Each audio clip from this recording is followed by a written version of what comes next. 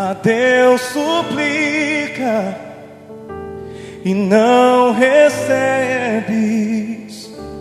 confiando fica em suas promessas, que são muito ricas e infalíveis pra te valer. Porque te abates, ó minha alma, e te comoves, perdendo a calma. Não tenhas medo, em Deus espera, porque bem cedo Jesus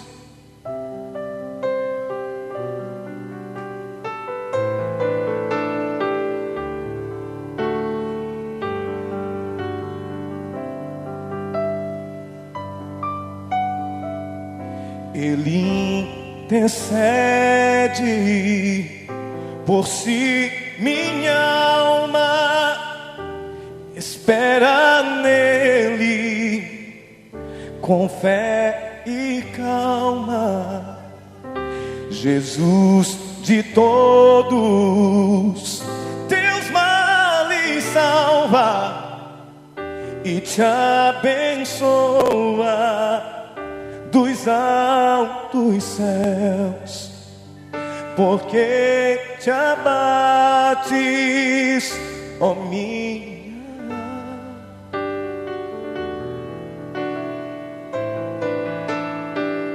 perdendo a calma. Não tenhas medo, em Deus espera, porque bem cedo Jesus virá.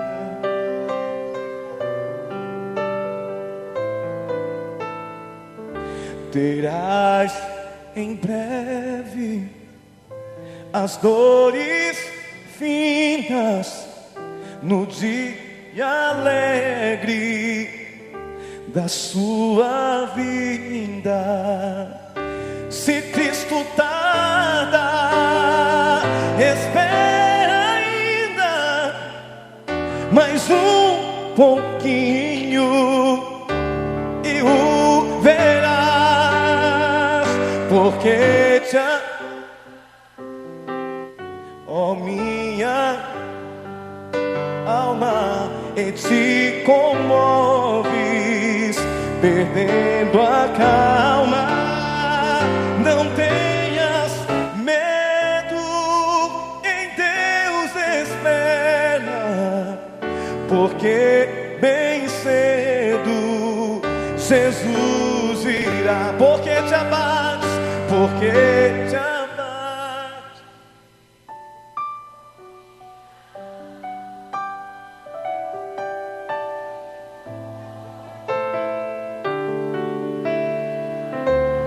Calma, não tenhas medo, em Deus espera, porque bem cedo Jesus virá.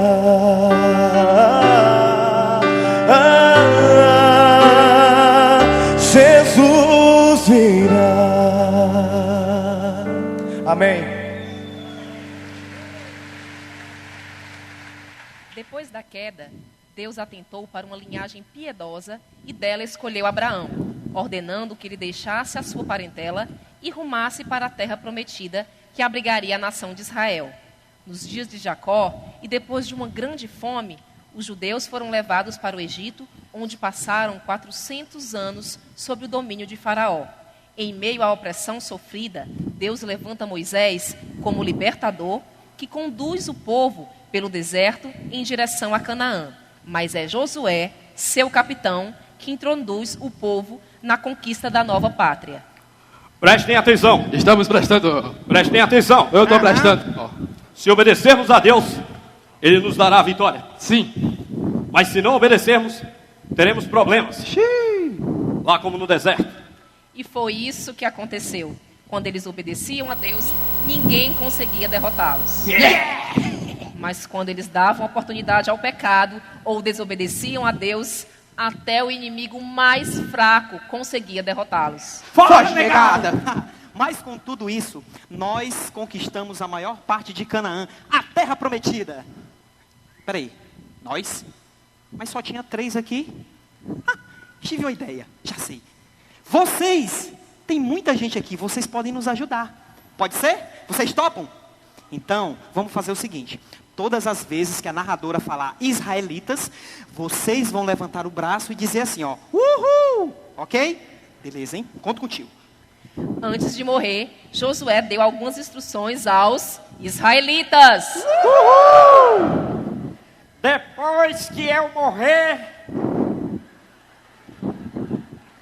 não esqueçam do que Deus ensinou para vocês. Não esqueceremos. Continuem obedecendo a Ele. Tá bom. Ainda tem uma outra ordem dele para vocês. Seria. Já que vocês dominaram o meio mundo da terra de Canaã, ataquem e destruam os inimigos ao redor. Mas tem certeza que nós precisamos fazer isso? Sim, seus molengas. Por quê? Porque Deus sabe que vocês são fracos e podem ser seduzidos facilmente pelos povos idólatras. Ei, mas nós nunca adoraremos outros deuses, não? Nunca adoraremos outros deuses. Eu sei. Como se eu nunca tivesse ouvido isso antes. Da minha boca, não. Então morreu Josué.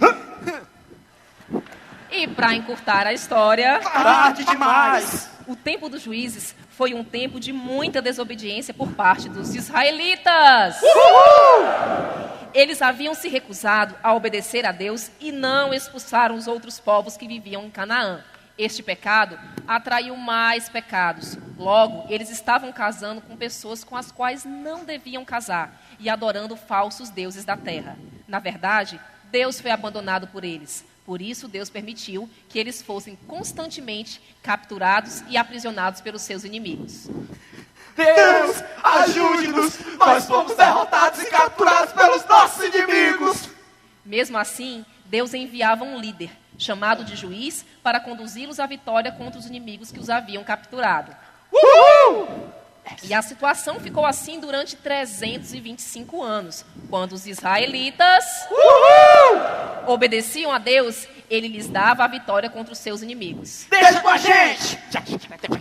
Mas depois de algum tempo, acomodavam-se, esqueciam de Deus e novamente eram capturados pelos inimigos. Foge, negada! Então, de novo, suplicavam a ajuda de Deus. Deus, ajude-nos! Nós fomos derrotados e capturados pelos nossos inimigos! E Deus mandava mais um juiz para libertá-los. Deixa com a gente! E assim aconteceu sucessivamente. Foge, negada! Deus, ajude-nos! Nós fomos derrotados e capturados pelos nossos inimigos! Deixa com a gente! Hadouken! Foge, negada! Deus, ajude-nos! Nós fomos derrotados e capturados pelos nossos inimigos! Deixa com a gente!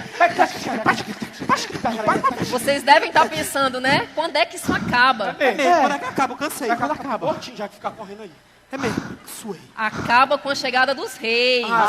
Tá bom, beleza. Samuel foi o último dos juízes e recebeu a incumbência de consagrar um rei, atendendo a um clamor do povo que queria um rei como as demais nações ao redor. Deus sabia que isso não resolveria todos os problemas, mas também sabia que eles precisavam aprender do modo mais difícil. Nessa época, houve vários reis. O primeiro foi o rei Saul. Yes, eu sou o rei de Bocada Preta. O rei Saul foi um rei muito bom durante algum tempo, mas depois caiu em pecado e desobediência e Deus o substituiu por Davi. Ei, o que é isso, cara? O que é isso que? Tu não ouviu o que ela falou, não? Ah, perdeu o Playboy, tá lavando? Magoei. Davi foi um rei muito bom e durante o seu reinado o povo parecia ter acertado o caminho, seguindo a Deus e sendo desobediente. Bom, Davi também cometeu seus erros, né? Como aquele famoso incidente de Batseba. Não falei isso não. Bem, né? Mas, no geral, né? Davi teve um grande reino e ficou conhecido como um homem segundo o coração de Deus. Davi estabeleceu a cidade de Jerusalém como a capital de Israel e Deus prometeu a Davi que o filho dele construiria o templo e que sua família reinaria para sempre. Tá aí, agora gostei. Então morreu Davi. Puxa, mas eu acabei de chegar. Vacilou. E Salomão tornou-se rei. É nozes. Ele foi um grande rei e realmente construiu o templo. Eu era invocado mesmo. Fiz o tempo. Mas no final colocou tudo a perder. Aí foi, Não vai levar um saco, não. Ao desobedecer a Deus e multiplicar mulheres que lhe fizeram tolerar os falsos deuses, Salomão trouxe como consequência a ruína dos israelitas. Uhul! Eu fiz isso. Eu fiz isso, foi? Sim, né? Infelizmente você fez. Eu não creio. Depois da morte de Salomão, as 12 tribos que compunham a nação de Israel começaram a guerrear entre si a ponto de separar 10 tribos ao norte, chamada Israel, com a capital Samaria, e 2 tribos ao sul, chamada Judá, com a capital Jerusalém. Os 2 reinos, norte e sul, foram governados por vários reis, quase todos péssimos reis, desobedientes, idólatras, distantes de Deus. Neste período, Deus enviava seus profetas para advertir o povo acerca do pecado, chamando-os ao arrependimento antes que viesse o julgamento divino.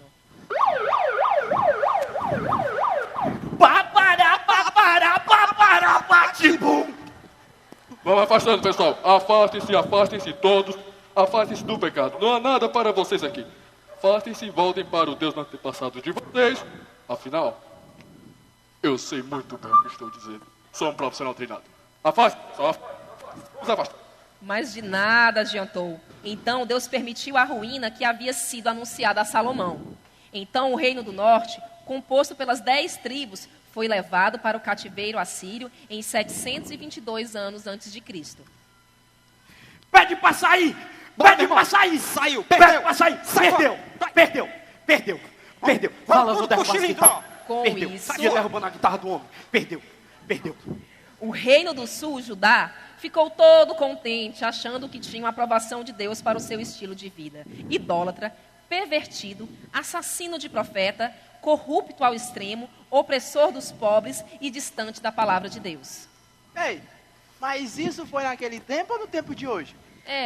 O tempo passa... O tempo voa e a poupança Palmeirindos continua numa boa. É a poupança Palmeirindos. O tempo passa, né? Mas algumas notícias são as mesmas.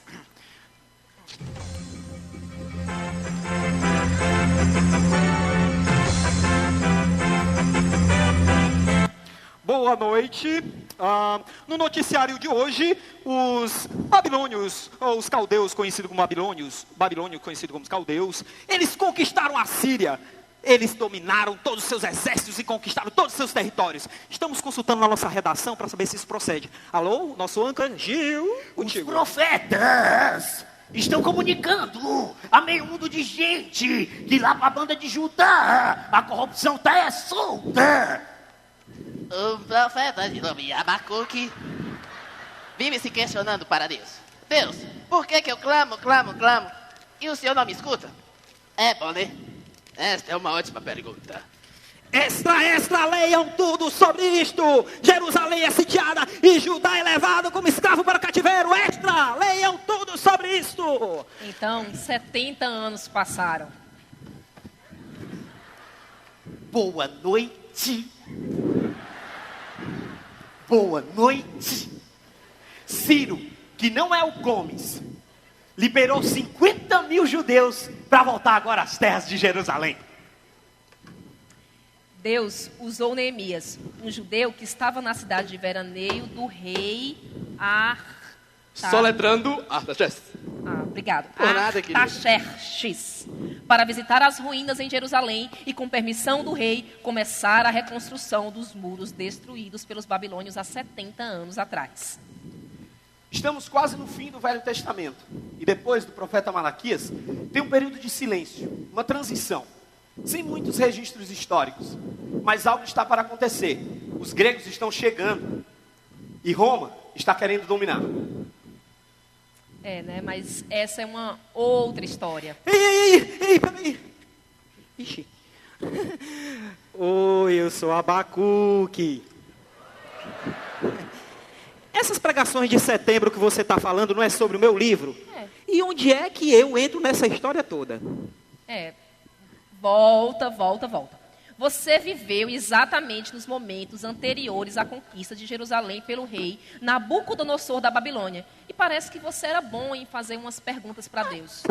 De fato. Mas assim, eu só pedi a Deus para que ele acabasse com toda aquela corrupção de Judá. Mas eu jamais pensei que ele ia fazer isso de uma forma tão drástica. Tudo bem que o rei Jeoaquim e seus aliados, eles conquistaram muitas coisas através de injustiças, extorsões, assassinatos. Mas se Judá era má, os babilônios eram piores. Eu só perguntei aquilo que muita gente estava pensando.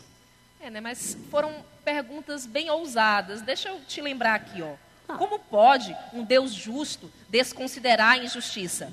Porque Deus deixa os ímpios prosperar. Como um Deus bom pode empregar o mal para cumprir seus propósitos e fazer o bem? Eu lembro dessas perguntas. E Deus me respondeu de uma forma inesperada. Mas Deus é Deus.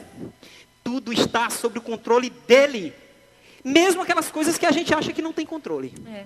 É verdade, eu concordo com você. Concordo tanto que eu preciso lembrar de algumas de suas palavras. O justo viverá pela sua fé. Ainda que a figueira não floresça, nem haja frutos na videira, o produto da oliveira minta e os campos não produzam mantimentos, eu me alegrarei no Senhor e exultarei o Deus da minha salvação.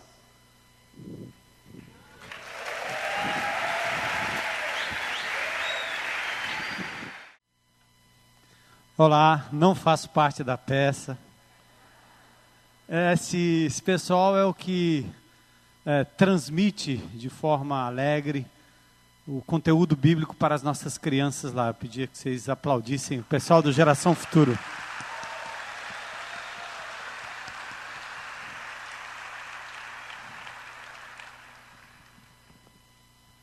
Então vamos abrir juntos no livro de Abacuque, lá no Velho Testamento. Quem tem uma Bíblia, abra lá comigo. Difícil de achar, não é? Vai folheando aí.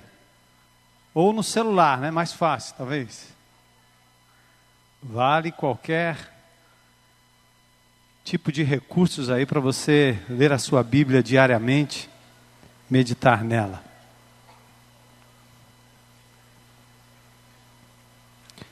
Acharam?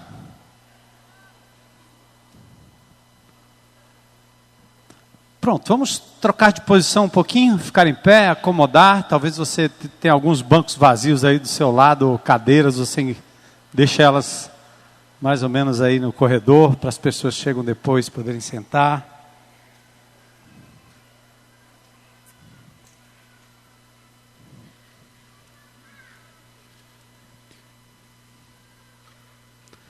Capítulo 1. Sentença revelada ao profeta Abacuque. Até quando, Senhor, clamarei eu e tu não me escutarás? Gritar-te-ei violência e não salvarás. Por que me mostras a iniquidade e me fazes ver a opressão? Pois a destruição e a violência estão diante de mim. Há contendas e o litígio se suscita.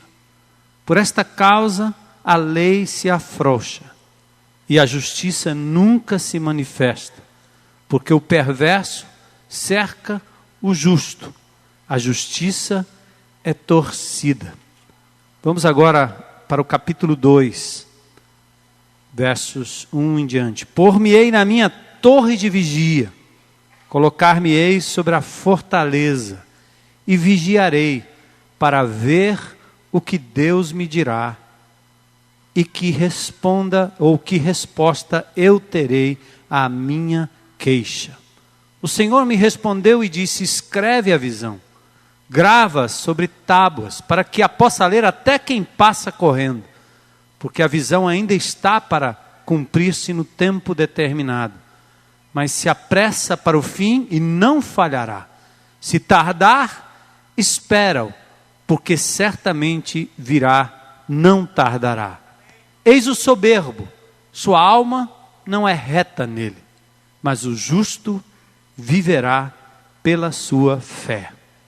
Senhor, nesta noite nós pedimos mais uma vez que o Teu Espírito Santo, que em nós habita, que nos batizou no momento da conversão, que nos entregamos a Cristo Jesus, esse mesmo Espírito, autor das Escrituras, aquele que inspirou os profetas, os apóstolos, que esse Espírito que em nós habita nos dê entendimento da Tua palavra lida hoje à noite, explanada, Senhor, exemplificada, ilustrada, Senhor, para que saiamos daqui com a melhor noção de como o Senhor age na história, que como Teu povo possamos Te dar glória, graças, louvor, em tudo e por tudo, Senhor, em toda e qualquer situação. Amadurece o Teu povo na palavra, Senhor, que não sejamos meninos levados pelos ventos de doutrinas, mas que a Tua palavra seja a nossa âncora, e que Te conhecer, Senhor, acima de tudo, seja o nosso maior empreendimento e maior desejo. É o que nós Te pedimos nesta noite, em nome de Jesus. Amém. Amém. Podem sentar. Acho que eu deixei... Ah, está aqui, apareceu.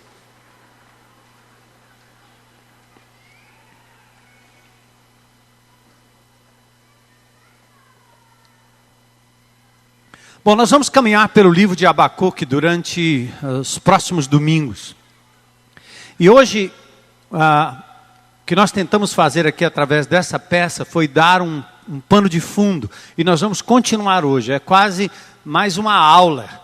E no domingo que vem nós vamos mergulhar no texto e vamos juntos com Abacuque aos questionamentos que são dele e também são nossos. Mas hoje eu queria, talvez num exercício de maturidade, para a gente amadurecer na compreensão da palavra, levar vocês a compreender um pouco o contexto, a história que estava por trás dos momentos de perplexidade do profeta. Eu me lembro, anos atrás, eu estava numa grande estrada americana, aquelas estradas que tem 4, 5, 6 linhas de carro, nada parecido com a nossa BR, mas são estradas muito bem pavimentadas, muito bem vigiadas. E eu vinha numa dessas autoestradas, um trânsito intenso, e de repente, à distância, eu vi um carro saindo da direita e cruzando todas as pistas e batendo fortemente numa mureta de concreto no centro. Dada a velocidade em que todos os carros passavam, por incrível que pareça, ninguém bateu naquele carro que cruzou repentinamente, mas apenas os carros desviaram e prosseguiram. Quando eu ia passando perto, me ocorreu o fato de que as pessoas podiam estar machucadas e que outro carro poderia vir e bater naquele carro e o acidente talvez se tornaria pior. Então, o que eu fiz? Eu encostei o meu carro antes daquele carro, coloquei ele meio atravessado, se baterem no carro, bateram, mas pelo menos as pessoas talvez sejam poupadas. Eu desci do carro rapidamente, fui até a porta e vi 3 senhoras dentro do carro. Elas estavam aparentemente bem, e uma delas apenas estava se queixando demais do pulso, talvez pelo impacto, houve alguma torção, alguma coisa. E naquela hora então eu peguei um dos celulares, como estrangeiro, né? Não tinha como chamar, mas pedi o celular da mulher e chamei a polícia, que não demorou muito, chegou ao local da cena, do acidente. Então os policiais americanos, né, sempre chegam bem aparelhados, com todo o equipamento e etc. E a primeira coisa que o policial fez, quando ele chegou, ele olhou para mim e pediu meus documentos. E eu entreguei a minha carteira de motorista, entreguei também o meu passaporte. E ele pegou minha carteira, meu passaporte, as mulheres estavam bem. E ele então já foi rapidamente levantando a minha ficha, a placa do carro, e me perguntando o que eu fiz. Aí ele disse, vou ser preso. Então, naquela hora eu mantive a calma e disse para ele, se o senhor me permitir, eu vou explicar o que aconteceu. Eu estou aqui por outra razão, eu não bati no carro dessas mulheres, não fechei ninguém, não fiz nada. Mas eu tenho aqui eu posso lhe contar a história. Então eu contei a história para eles, e o policial rapidamente agradeceu, e talvez de causador do acidente na cabeça dele, eu me tornei quase que um herói lá na hora, né? Ele agradeceu demais e fez várias recomendações por eu ter parado, socorrido, ajudado, e eu então fui embora para casa. Mas presta atenção numa coisa, só depois que eu contei a história, só depois que eu dei a visão do que de fato aconteceu, eu fui considerado ajudador e não causador do acidente. Eu acho que é mais ou menos o que acontece com a gente quando nós olhamos para um versículo isolado da Bíblia, olhamos para um texto bíblico qualquer e dali retiramos uma conclusão, seja uma aplicação, ou seja uma tentativa de compreender alguma coisa, ou uma aplicação para o momento da minha vida, ou coisa parecida. Nós retiramos o texto fora do contexto. Às vezes retiramos um capítulo inteiro fora do contexto. Às vezes retiramos um livro todo fora do contexto. E isso acontece demais quando a gente não entende se nós estamos no Velho ou no Novo Testamento. Qual é o contexto cultural? Qual é o contexto geográfico? Qual é a história por trás dos textos? E não é à toa que nós temos milhares de denominações, milhares de pessoas interpretando a Escritura, cada um do seu jeito, e criando o seu próprio veio de ensino. Jesus diz, vocês erram porque vocês não conhecem as Escrituras. Por exemplo, há muitos crentes que pegam o Velho Testamento e querem aplicar leis que foram ditas e designadas para uma nação. Israel era uma nação, que Deus fazia questão de cuidar de todos os detalhes daquela nação. Como lidava com a lavoura, como lidava com o animal, como lidava com o saneamento básico, como é que lidava com as questões entre irmãos, entre famílias, entre pais e filhos, questões de herança. Então muita gente não consegue distinguir essas leis, inclusive a guarda do sábado no Velho Testamento, especificamente para o povo judeu. E nós aqui e acolá temos pessoas que ainda acham que o sábado é mandatório para o Novo Testamento, visto que o Novo Testamento trabalha não com uma nação, mas com pessoas oriundas de nações completamente diferentes, sem nenhum conhecimento do Velho Testamento, da cultura judaica ou coisa parecida. Vocês se lembram também daquele texto famoso, lá em Mateus capítulo 24, verso 13, que diz assim, aquele que perseverar até o fim será salvo. Jesus está falando aquele texto relacionado à grande tribulação, é um sermão profético, que ele diz que naqueles dias da tribulação vai ser tão terrível, que aquele que de fato perseverar, conseguir ir até o final, será livrado, será salvo. Mas não tem nada a ver com salvação do crente em Cristo Jesus, que sai do inferno e vai para o céu porque ele entrega a sua vida a Cristo. É tanto que o mesmo texto de Mateus fala, ai, daqueles, né, se a sua fuga se der no sábado. Não tem nada a ver o sábado comigo, ele está falando dos judeus. Porque no momento da grande tribulação, a igreja de Jesus já terá sido arrebatada. E Deus volta a lidar com a nação de Israel. Mas nós ainda assim usamos o texto fora do contexto e ficamos ouvindo pessoas dizerem, ou então nós mesmos estamos dizendo que o crente, se não perseverar até o fim, não vai ser salvo não, porque tem que perseverar. O cara que caiu, não, esse aí não pode. Então nós tiramos um texto fora do contexto. Lembra daquele texto de Apocalipse 3:20, né? Eis que estou à porta e bato. Então você diz, olha meu irmão, você precisa aceitar Jesus, porque Jesus está batendo na portinha do seu coração. O texto não tem nada a ver com isso. Ali Jesus batendo na porta da igreja, que o deixou do lado de fora, lá em Apocalipse, as 7 igrejas, para as quais ele escreve, ele fala e pede que João escreva. Mas nós sacamos um texto fora do contexto e mal compreendemos as Escrituras. Da mesma forma que os neopentecostais, ou muitos dos amados irmãos que acreditam que o batismo no Espírito Santo é uma segunda experiência, é porque eles pegam o livro de Atos, esquecem que Lucas é um historiador, esquecem o esboço de Atos 1 e 8, vocês vão receber poder ao descer sobre vós o Espírito Santo, e vocês vão ser minhas testemunhas, onde? Jerusalém, depois Judéia, depois Samaria, depois até os confins da terra. Como os judeus nunca saíram de Jerusalém, Deus mandou perseguição.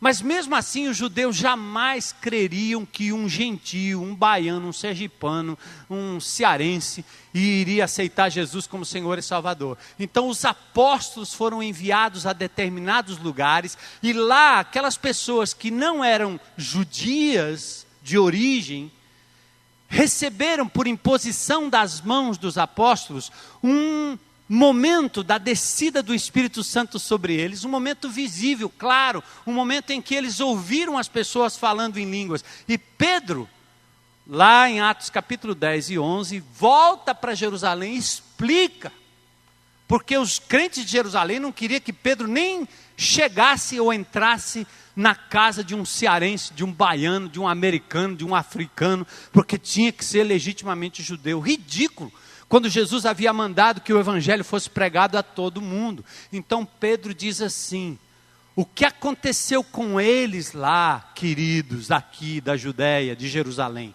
foi a mesma coisa que aconteceu com a gente quando cremos no Senhor Jesus. Atos 11, 17. Está lá no livro de Atos 11, 17. Volta e meia nós temos os irmãos perguntando e outros pressionando, dizendo, aquela igreja é uma bênção, só falta o batismo do Espírito Santo. Por quê? Porque leem o livro de Atos sem a perspectiva do desenvolvimento histórico do livro. Mal interpretam as Escrituras e saem por aí criando uma coisa artificial na doutrina. Eu, quando aceitei Jesus como meu Senhor e Salvador, foi pelo poder do Espírito Santo, porque só o Espírito Santo podia me convencer do pecado, da justiça e do juízo. A partir daquele dia, eu e você fomos selados, batizados, habitados pelo Espírito Santo de Deus, mergulhados no corpo de Cristo. O que acontece é que nós não somos monodom, ou seja, nós não temos a manifestação de um dom único.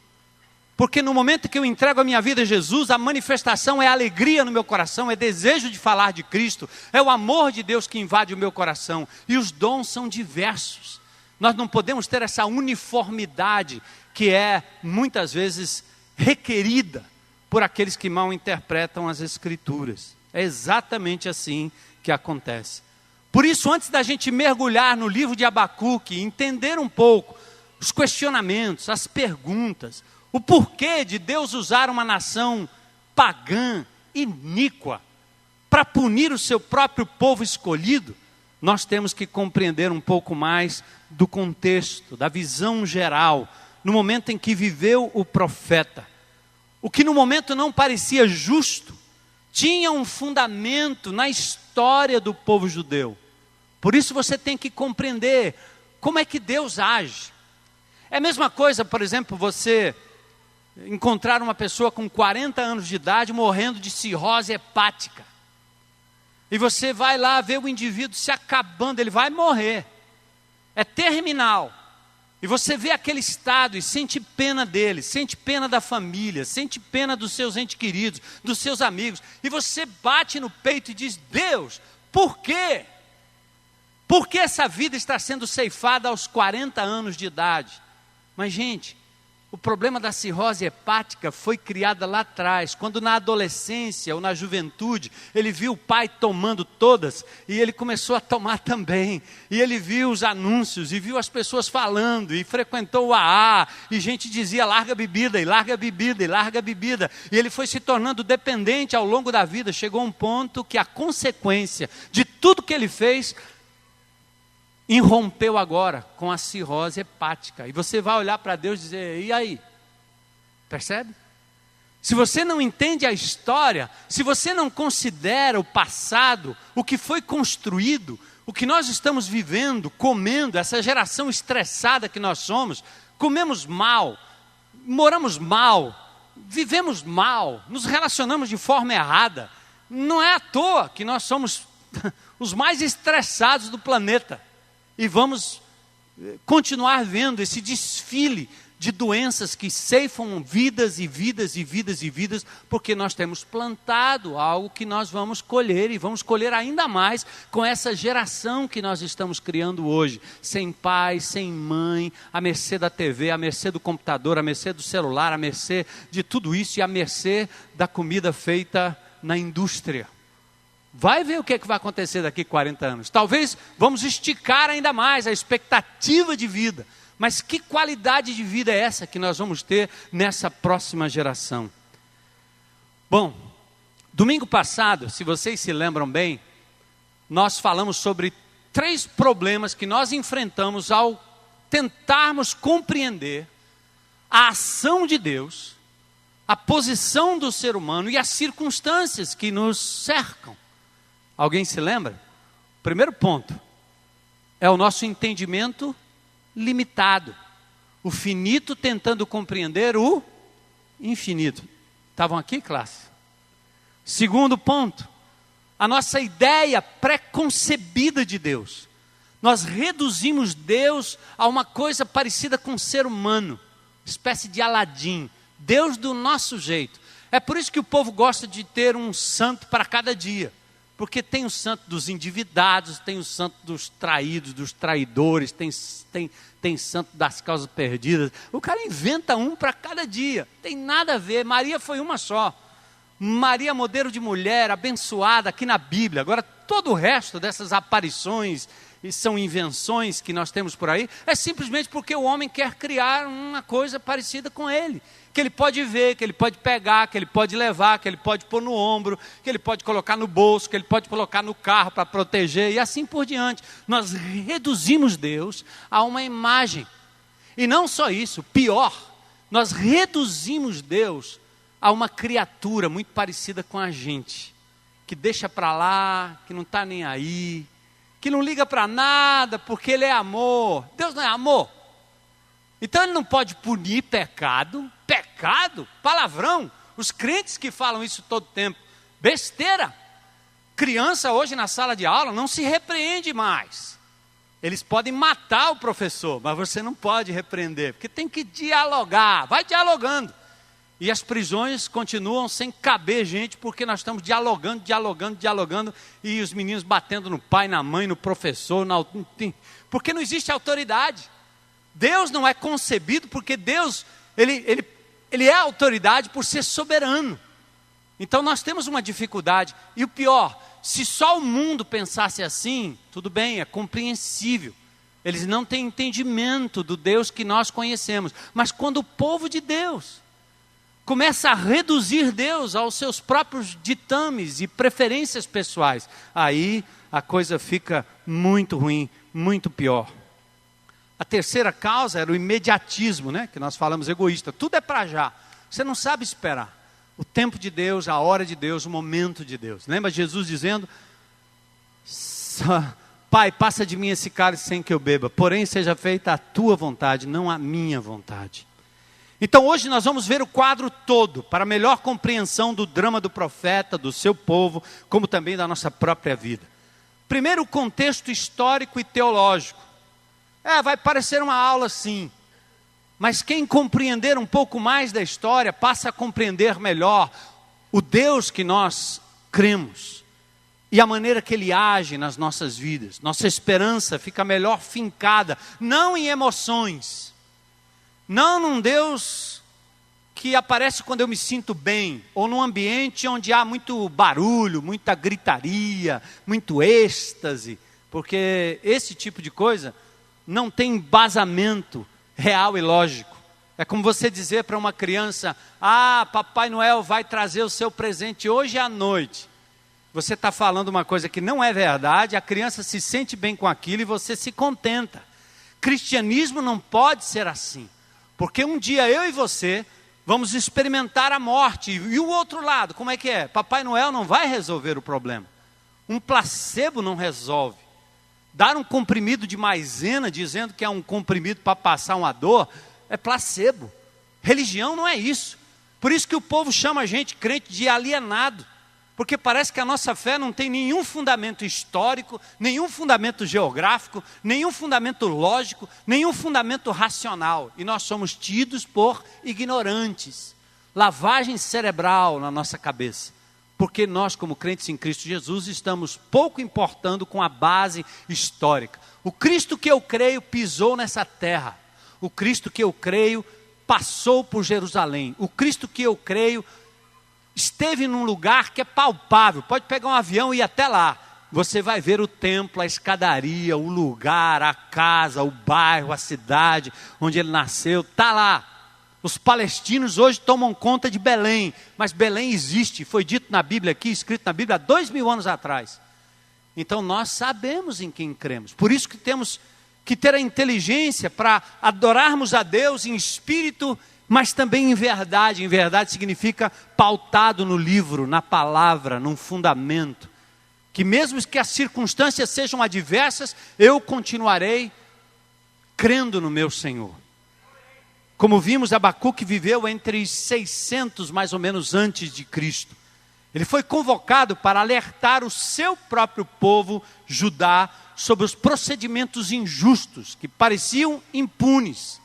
Vocês se lembram na peça 722, as 12 tribos de Israel, das 10 tribos, aliás, as 10 tribos do norte, em 722, as 10 tribos foram levadas para o cativeiro. Os assírios levaram. Salmanaser invade e leva todo mundo. E deixa uma espécie de uma mistura em Samaria. Por isso que judeu não gosta de samaritano. As 2 tribos que ficaram ao sul, era Judá, capital Jerusalém. E eles achavam que finalmente eles seriam salvos, que estava tudo bem. Mas a grande verdade é que não era bem assim.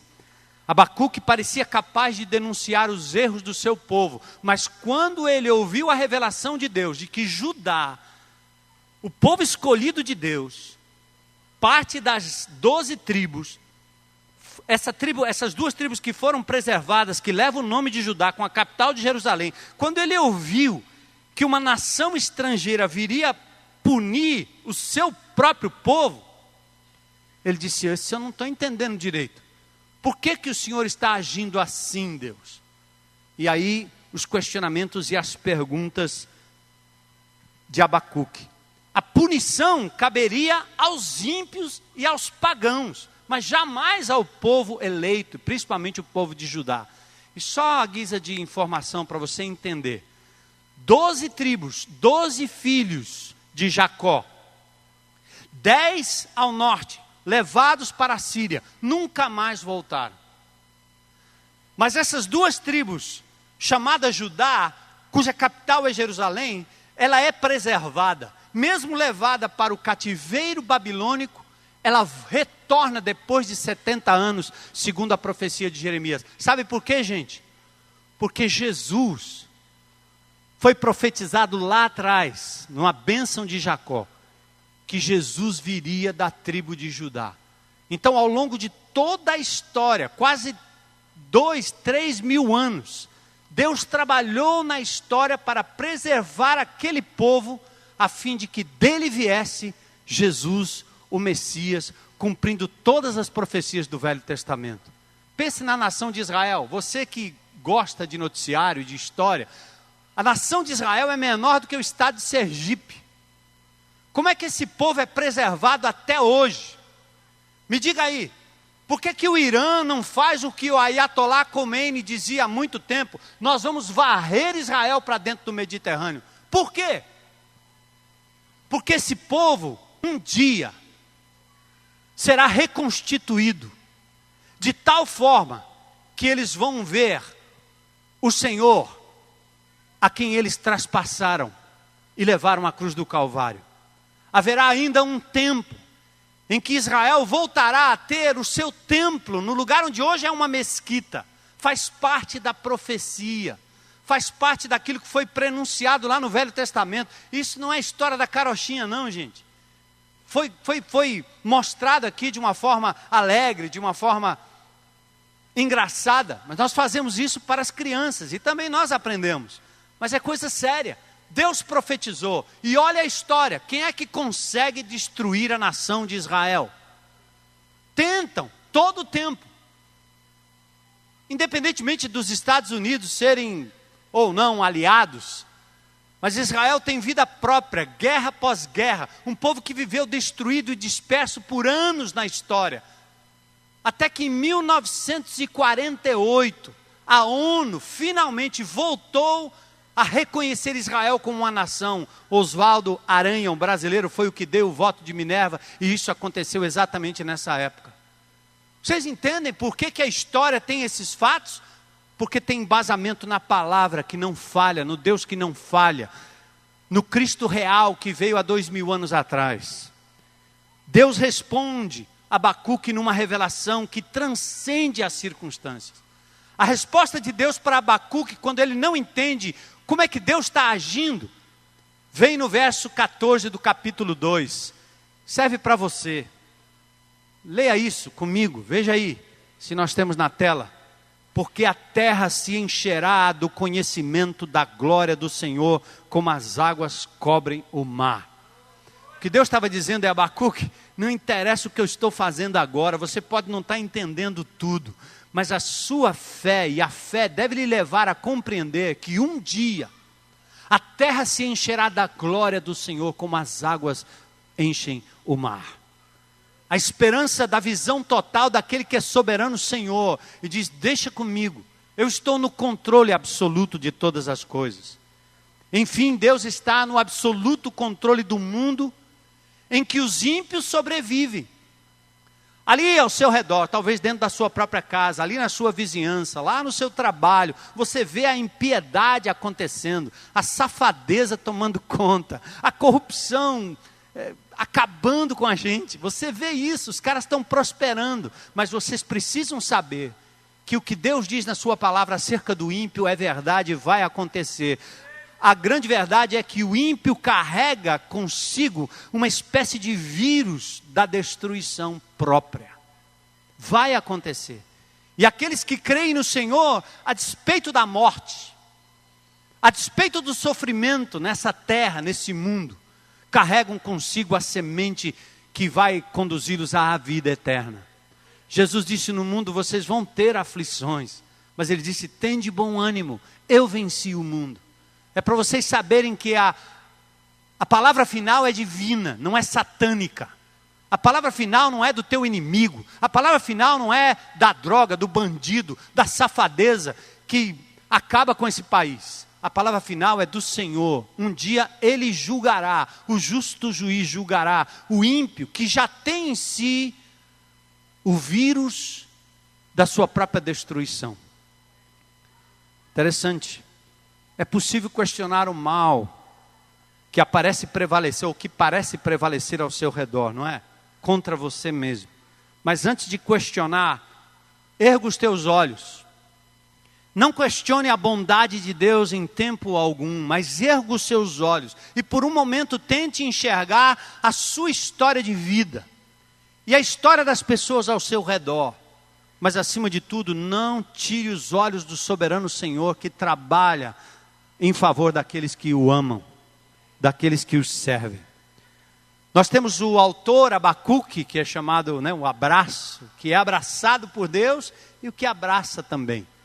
Acho que Abacuque lembra aqui que no momento de sufoco é bom saber que nós estamos sendo cuidados por Deus, guardados por Deus, abraçados por Deus. Abacuque então viveu nos dias de Jeoiaquim, rei de Judá. Segundo Crônicas, capítulo 36, versos 1 a 6, pouco antes da invasão dos babilônicos. No verso 6 do primeiro capítulo de Abacuque, Deus diz assim: eu vou suscitar os caldeus, uma nação amarga, impetuosa, que marcha pela largura da terra para apoderar-se das moradas não suas. Estava falando de Nabucodonosor, rei da Babilônia, imperador, que invadiria Judá em 3 estágios. E esse livro fala exatamente do tempo em que estava prestes a acontecer a invasão de Nabucodonosor em 3 estágios. Primeiro ele leva Daniel, o livro de Daniel. Nabucodonosor leva Daniel porque ele queria tirar o melhor da terra, levar os jovens, os sábios. E lá na Babilônia, por providência divina, Daniel é dado a ele a capacidade de interpretar sonhos. E quando os mágicos, os magos da Babilônia não interpretam direito o sonho de Nabucodonosor, Deus dá a Daniel a capacidade de interpretar um sonho. E sabe o que acontece? Daniel é posto nos altos cargos babilônicos. Porque depois que o povo foi levado para a Babilônia, Deus não permitiu que ele fosse destruído. Debaixo do jugo, debaixo da disciplina, mas jamais destruído. Porque Deus preservou o seu povo. Isso acontece comigo, isso vai acontecer com você também. Às vezes debaixo de peia, como a gente diz, né? Debaixo de muita dureza, de muita luta, de muita dificuldade, mas permaneça fiel como Daniel, que não se contaminou, que não se dobrou, e Deus preservou não só Daniel, mas o seu próprio povo. 70 anos depois, um outro ímpio é levantado, Ciro, o persa. Os persas destruíram os babilônicos, subjugaram os babilônicos, e agora um outro rei toma conta, completamente pagão. Mas ele se engraça com o Deus dos judeus e decreta que eles teriam que voltar para a terra e reconstruir o muro e a cidade. Percebe, gente, como a história caminha? Abacuque não tinha noção do que Deus iria fazer no futuro. Por isso ele questiona. Por isso ele está perplexo, que não é errado. Deus lida bem quando você está lá, questionando, em dúvida, sem saber por que tanta luta, tanta dificuldade. Mas por favor, antes de você tentar culpar Deus, questionar a bondade de Deus, que é diferente de questionar o porquê das circunstâncias, isso é normal. Isso é como a Bíblia, por exemplo, fala sobre ira. O apóstolo Paulo chega em Efésios a dizer assim, irai-vos. Ou seja, ele está dizendo, você tem que estar irado. Porque um indivíduo que não se indigna, um indivíduo que não acha ruim o erro que está sendo cometido ao redor ou contra si mesmo, ele está morto, ele está doente, é codependente. Às vezes eu converso com mulheres, com homens que vivem um relacionamento de codependência tal, porque nunca se indignou contra aquilo que é feito contra si. A ira é algo que é natural, a indignação é natural, mas Paulo diz, irai-vos e não pequeis, porque a ira é quando você fica indignado contra algo que está sendo feito de errado, não contra alguém, porque para estarmos irados contra alguém, você tem que invocar a justiça de Deus. Por isso Paulo diz lá em Romanos 12, a mim pertence a vingança, eu retribuirei, sai fora, pede para Deus lidar com aquela pessoa, não você. Não pensa que você é o Anderson Silva espiritual, que você vai dar um nocaute em todo mundo e fica irado com a pessoa. A sua ira tem que ser sim, contra o erro, contra a mentira, contra o pecado, contra a malandragem, contra a corrupção, contra a traição, contra a mentira. Mas não se ire com pessoas. Isso é como um pai que disciplina filhos. Eu já contei várias vezes aqui, vou contar 1 milhão de vezes os exemplos.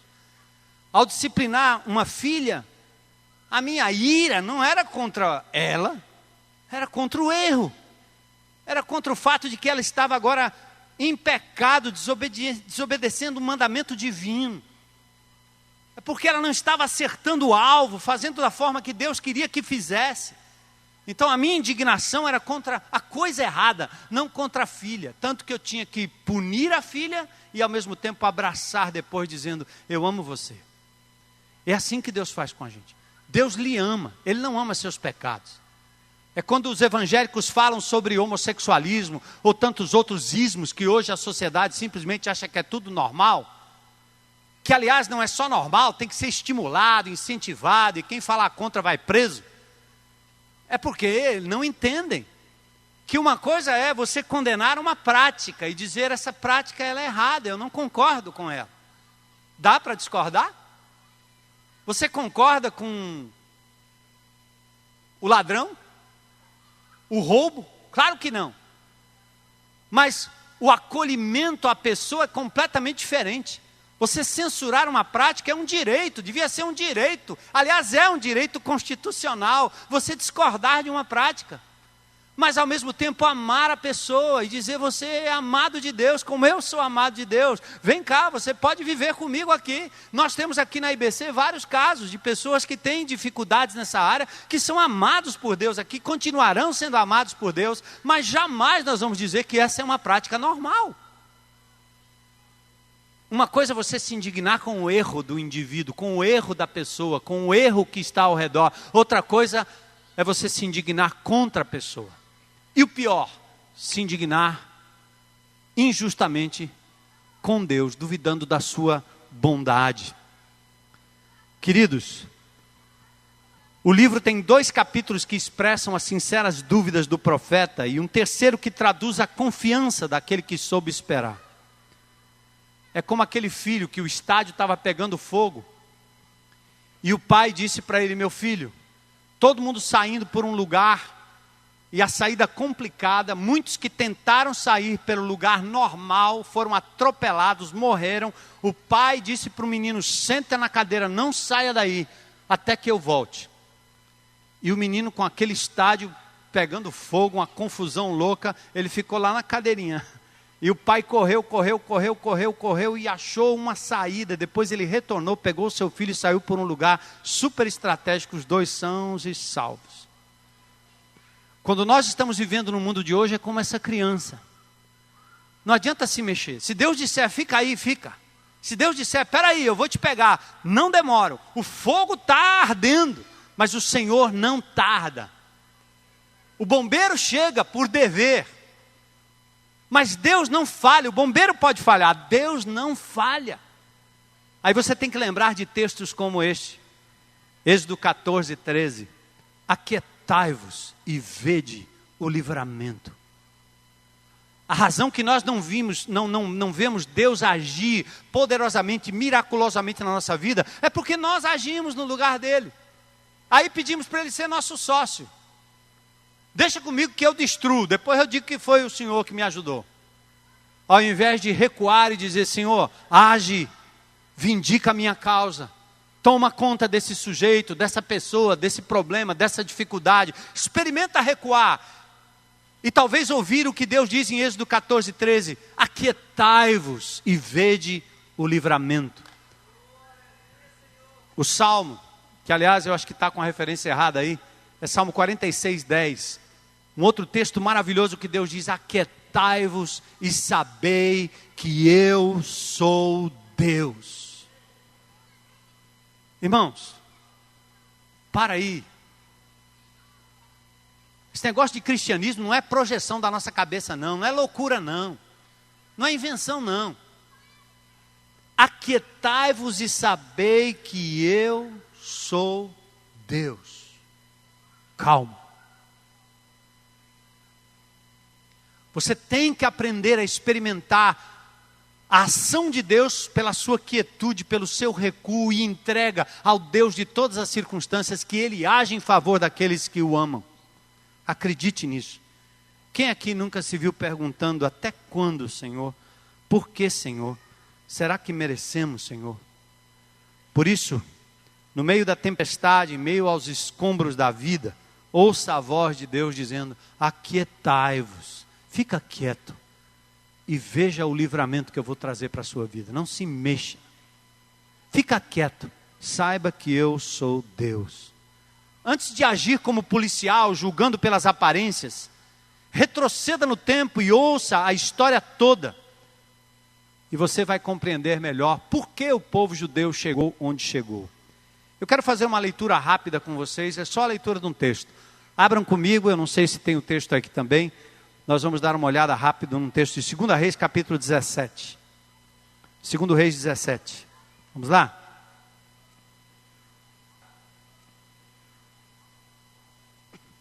É só uma leitura.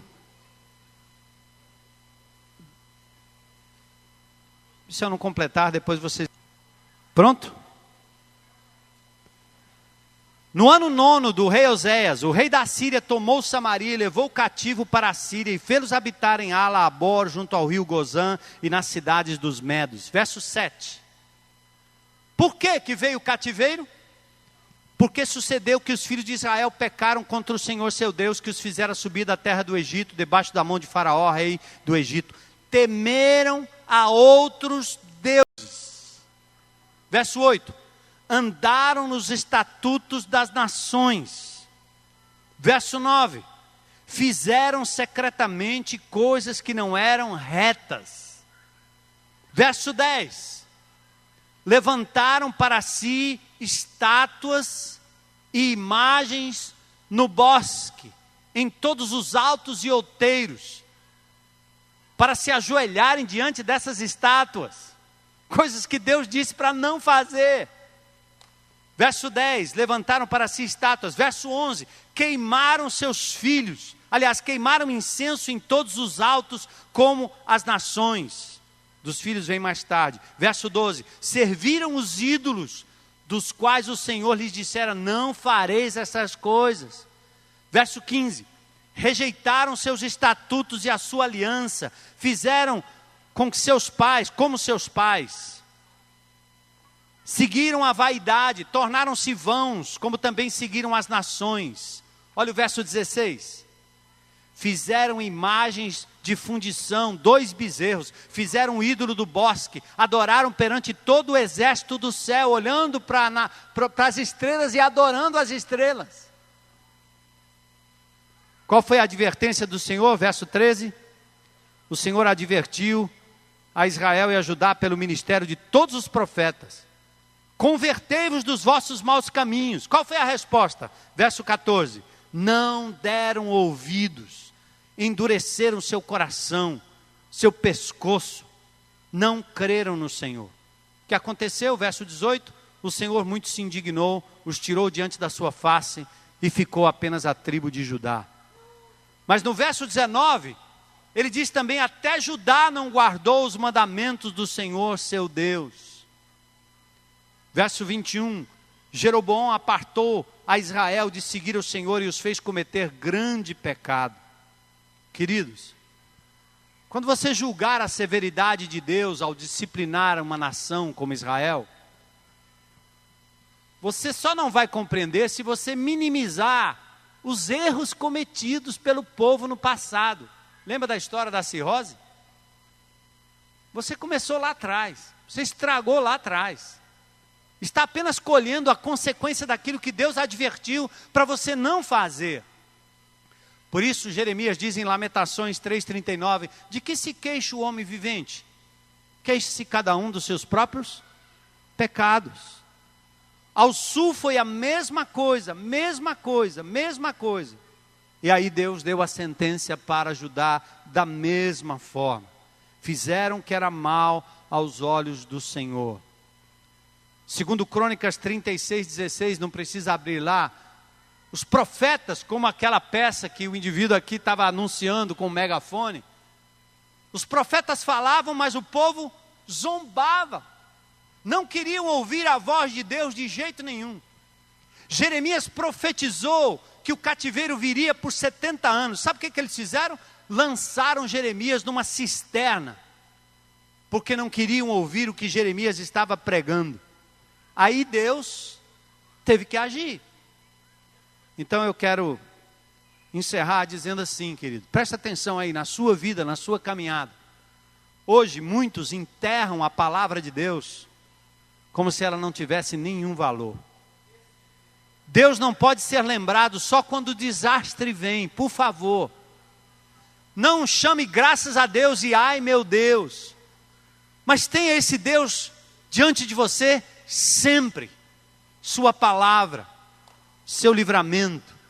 É certo que os justos, ou quem faz o que é certo, também vai sofrer as consequências de um mundo mau. Mas esta é a lógica da humanidade, que está interligada. Eu planto uma árvore aqui, e os políticos e os latifundiários destroem a floresta amazônica lá. Em troca de dinheiro, propina, negócios com madeira. Você planta uma arvorezinha aqui, eles destroem quilômetros e quilômetros quadrados de floresta. É assim, e todos nós vamos pagar o preço. A humanidade, enquanto estiver debaixo da força do pecado, do inimigo de Deus, desse mundo mal, vai ser assim. Nós vamos continuar sofrendo dessa forma.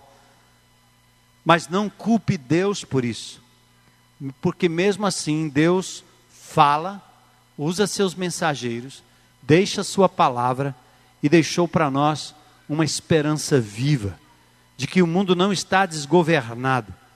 Deus, como disse, levantou Ciro para trazer aquela nação de volta. Eu quero terminar com um texto de Apocalipse que eu aprecio demais.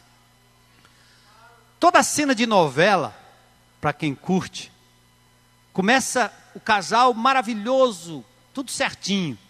Aí no meio do negócio tem um mas quebrou, apartou, traiu, foi embora, se acabou, matou e etc. A história da raça humana parece que é assim, né? Começa bem e termina mal. Em Apocalipse, no capítulo 5, Deus mostra como Ele faz o inverso. Ele pega a minha história, que estava mal, a história do mundo, que estava mal. E quando João chora porque ninguém foi digno de desenrolar, abrir aquele livro, desatar os selos e dar um final feliz para a história, João chora até que alguém diz para ele: não chores. Porque o leão da tribo de Judá, a raiz de Davi, o Senhor dos senhores, Jesus, ele venceu, ele morreu e ganhou o direito de dar um final feliz para a história. Não temas. Um foi achado digno. Mas, o mas de Deus é do pior para o melhor. O mas do homem, das promessas, das juras de amor, das promessas de campanha, sempre assim, começa bem, termina mal. Você já sabe o final da história. Mas nós cremos num Deus que tem o controle da história nas suas mãos. Nada acontece por acaso. O meu Deus, o seu Deus, o nosso Deus, o Deus de Abacuque, ama cada um de nós de uma forma muito especial. Qualquer que seja a sua situação no momento, por favor, erga a tua cabeça, dá uma olhadinha no passado, vê se não tem coisas que você precisa reparar, vê se não tem coisas que você precisa compreender e dizer a verdade. Nós cavamos tudo isso. Aí você pode dizer: Senhor, tem de misericórdia de nós. Leva-nos de volta, leva-me de volta. Devolve, Senhor. Faz-me experimentar nesses dias ruins e maus, nesse mundo mau, dias de refrigério na tua presença. Te conhecendo. Por favor, povo de Deus, não esconda a palavra. Um rei bom, Josias, quando ele assumiu o reinado aos 8 anos de idade, logo depois, ele mandou cavar lá no templo, e acabaram achando em algum lugar, enterrado, o livro da lei. O povo de Israel estava tão longe, porque tinha enterrado o livro da lei. Quando Josias soube que o livro foi descoberto, ele leu o livro para todo mundo, houve arrependimento, houve quebra dos ídolos, houve retorno de um novo amor, celebração da Páscoa, tudo porque eles encontraram de novo a palavra. Quantos crentes em Cristo Jesus enterraram a Bíblia há tanto tempo, vivem com a noção de Deus a depender apenas dos momentos de igreja, dos momentos de PG, dos momentos de rádio, de música, de TV, seja do que for, mas pessoalmente enterraram a palavra. Não façam isso. Tragam de volta, porque vocês precisam conhecer mais o Deus Todo-Poderoso, pessoalmente, individualmente. Ele é tremendo, Ele é maravilhoso. Curve a sua cabeça em oração aí. Que Ele nos prepare para a gente compreender mais desse maravilhoso livro. Em nome de Jesus. Curve a sua cabeça em oração nesse momento. Olha para a história. Olha para a sua história. Olha para a história da sua família, a história dos seus pais. Olha para a história. Olha para a história da nossa nação, do nosso povo, da nossa cidade, do nosso estado. Olha para a história. Veja se não é verdade.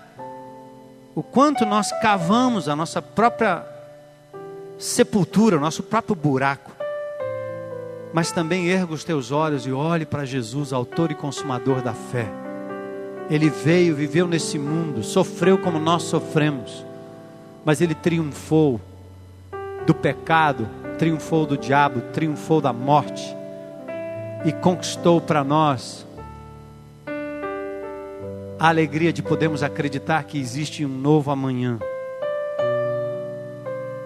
E que você possa ter um apreço especial pela palavra de Deus, do Deus que se revela santo, justo, amoroso, perdoador, mas um Deus que também disciplina seus filhos, disciplina o mundo para que haja um freio no erro, na maldade humana. Nesses dias, procure reconhecer a grandeza, a soberania de Deus. Procure adorá-lo pelo que Ele é. Pedir menos, adorar mais. As emoções, como eu disse a semana passada, elas virão. Você vai sentir muita coisa boa. Mas primeiro você precisa reconhecer, saber, entender, compreender. Ler sobre esse Deus maravilhoso. E talvez essa semana seja uma semana em que você vai experimentar esse Deus poderoso. Como aqueles discípulos no barco à deriva, as ondas quase fazendo-os submergir. Jesus assentado lá, Senhor, não se te dá que morramos. Mas esse Deus maravilhoso, Jesus, repreende o mar, tem poder sobre tudo. Em nome de Jesus, povo de Deus, aquiete-se na presença dEle. E você vai ver, vai experimentar que Ele é Deus e que Ele age a favor dos seus. Senhor, obrigado por essa noite preciosa na Tua presença. Que a Tua graça continue nos iluminando. Obrigado por essa noite, Senhor. É quase uma aula sobre a história. E prepara-nos para que nos próximos domingos, nas próximas meditações, a gente esteja realmente consciente da pecaminosidade humana, da falha humana, mas também consciente, Senhor, da Tua santidade, da Tua misericórdia e do Teu amor. Tu és Deus, Tu és bom, Tua misericórdia dura para sempre. Glórias ao Teu nome, Senhor. Tem alguém aqui hoje à noite que gostaria de publicamente dizer: eu quero entregar minha vida a Jesus hoje? Tem alguém?